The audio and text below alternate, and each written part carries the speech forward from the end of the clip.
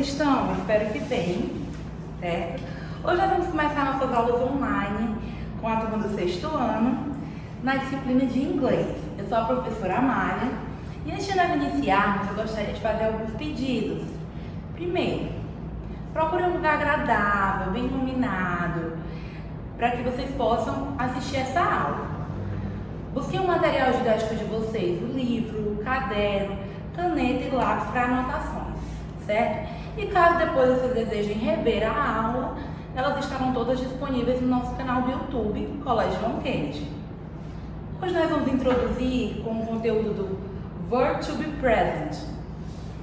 Sim, o verbo to be de novo, né? Nós já iniciamos esse conteúdo em sala de aula e nós vemos a forma afirmativa do verbo to be no presente, certo? Para quem não lembra, vamos recapitular. Quem é que lembra o que é o verbo to be, o que ele significa? O verbo to be, ele é o verbo ser ou estar, certo? Por ser o verbo ser ou estar, ele é muito utilizado na língua inglesa. E por que nós estudamos o verbo to be separado dos demais verbos? Porque ele tem a sua própria forma de conjugação, que não vai seguir, por exemplo, o simple present, que é o presente simples, que é utilizado para outros verbos como correr, comer, falar. Nós vamos usar outra forma. Por isso nós estudamos o verbo to be separadamente, certo? Sua forma no presente se distingue em 3 formas, que é o am, o is e o are. Qual é a diferença entre elas? Existe alguma diferença de significado? Não, né? O significado é o mesmo, seu estar. E por que elas serão diferentes? Quando, por exemplo, eu falo eu sou, é diferente quando eu falo ele é. Não é isso? Na língua inglesa, no verbo to be também vai ter essas diferenças, certo? Quando eu quiser falar eu sou, eu vou falar I am. E quando eu quiser falar ele é, he is, certo? Então a diferença entre as 3 formas do verbo to be no presente, que é o am, o is e o are, é justamente essa, dependendo do sujeito da frase, certo? Ou do pronome pessoal, que a gente também utiliza muito no inglês, que é I, you, he, she, it, we e they. Quem não lembra, vamos pesquisar para revisar a tradução desses pronomes pessoais, que é super importante no estudo do verbo to be, certo? Então, como nós vamos utilizar? O am só será utilizado com o sujeito I, certo? Somente posso usar o am, I am. O is será usado para a terceira pessoa do singular. O que é a terceira pessoa do singular? Ele ou ela. He, she ou it, certo? You, we e they, nós iremos utilizar are. Então, you are, we are, they are, certo? Affirmative form, a forma afirmativa. Como nós formamos uma frase, né, na forma afirmativa do verbo to be? Nós vamos usar o sujeito, o verbo e o complemento. Por exemplo, I am a student, né? Eu sou um estudante. O sujeito eu, o verbo sou e o estudante complemento, certo? She is a student. They are students. Por que aqui tem o a e aqui tem o a e na terceira frase não tem? Por que eu estou falando assim, ó? Eu sou um estudante. Ela é uma estudante. Então, nós estamos usando o artigo indefinido, né? Que nós também já estudamos, certo? E quando eu falo eles são estudantes, eu não preciso usar esse artigo. Vamos aqui exercitar com esse exemplo, né? Practice. Quando tem uma frase Mary, student, eu quero dizer que a Mary é estudante. Qual é a forma do verbo to be que eu vou usar? Am, is ou are. E quando eu falo Bob and John, friends, qual é a forma que eu vou usar? Respondam aí.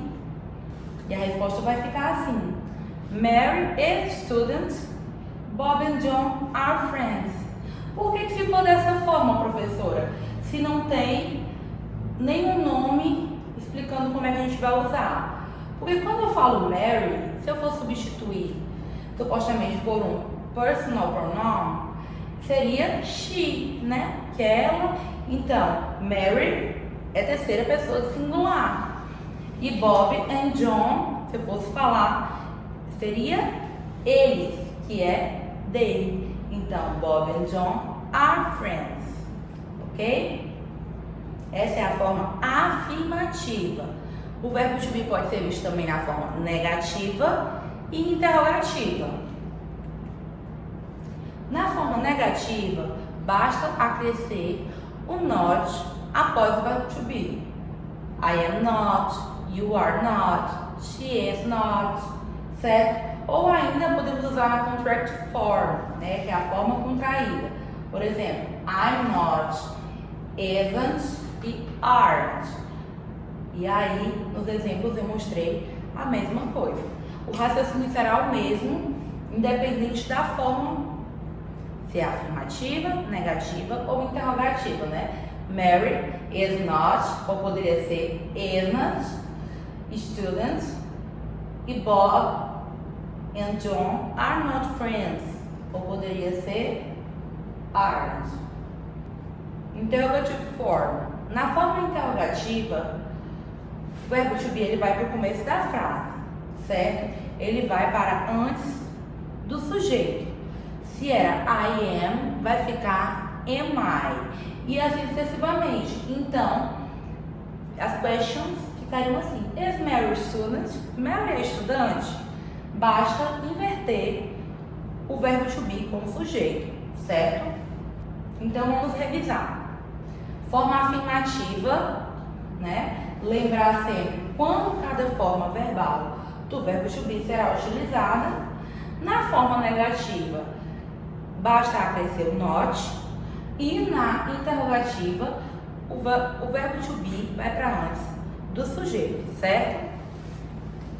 Agora eu peço que vocês peguem o livro de vocês para a explicação da atividade. A atividade de hoje é da página 18 a 20, certo? Na página 18 nós vamos ter um diálogo e você vai responder as perguntas de acordo com o diálogo. Na 20 já será o conteúdo mais específico sobre verb to be, né? Em todos os seus tempos verbais. Na primeira questão, você vai relacionar a pergunta com a sua resposta correta. E o que é que isso tem a ver com o verbo to be? Se você está perguntando de uma forma, logo a resposta tem que ser respondida da mesma forma, certo? Com a forma correta do verbo to be. Na segunda questão, você vai observar as frases e vai identificar os erros reescrevendo-os.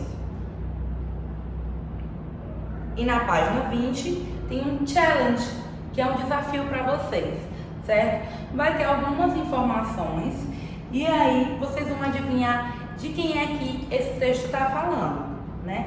Guess who she is, né? Descubra quem ela é, tá bem? Por hoje é só e até a próxima.